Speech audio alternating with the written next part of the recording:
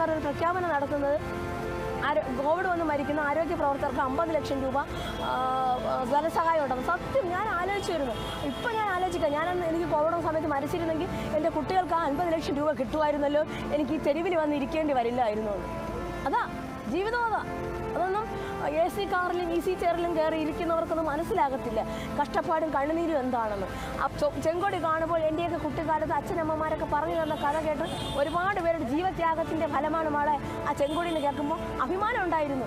ഒരു ലാൽ സലാം എന്നുള്ളൊരു പാട്ട് കേൾക്കുമ്പോൾ പോലും ഞങ്ങൾ അവിടെ നിന്നത് ശ്രദ്ധിക്കാറുണ്ടായിരുന്നു. പക്ഷേ ഇന്ന് ആ ഒരു ഇതിനെക്കുറിച്ചൊക്കെ ഇന്നത്തെ പാർട്ടിയുടെ പോക്ക് കണ്ടിട്ട് അതിനെക്കുറിച്ചൊക്കെ ലജ്ജ തോന്നുന്നു. കാരണം ഒരു തൊഴിലാളി വർഗത്തോട് യാതൊരുവിധ സ്നേഹവും പരിഗണനയും അവർക്കില്ല. അവർക്ക് രാഷ്ട്രീയം ഇലക്ഷൻ എടുക്കുമ്പോൾ മാത്രമേ സാധാരണക്കാരെ ആവശ്യമുള്ളൂ. അത് കഴിഞ്ഞ് അധികാരത്തിലേറിക്കഴിഞ്ഞാൽ അവർ തൊഴിലാളികളെ പുറംകാലം കൊണ്ട് ചവിട്ടി തെറിപ്പിക്കുന്ന ഒരു പാർട്ടിയായി മാറിക്കഴിഞ്ഞു. ഇങ്ങനെയാണ് ഒരു കമ്മ്യൂണിസ്റ്റ് സർക്കാർ ഭരിക്കേണ്ടത്.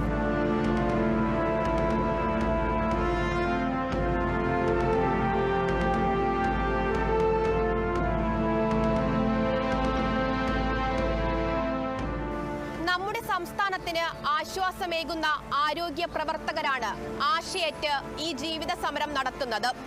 ആശാപ്രവർത്തകരുടെ പേരിൽ വാങ്ങിയ പുരസ്കാരങ്ങളുടെ നിറം മങ്ങാതെ കാക്കുന്ന സർക്കാരിന് ഇവരുടെ ജീവിതത്തിലും നിഴൽ വീഴാതെ സംരക്ഷിക്കാനുള്ള ഉത്തരവാദിത്തമുണ്ട്.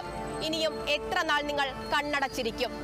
ക്യാമറമാൻ ഷാൻ JS-നും ശ്രീജുവിനുമൊപ്പം സൂര്യഗായത്രി, കേരള വിഷൻ ന്യൂസ്.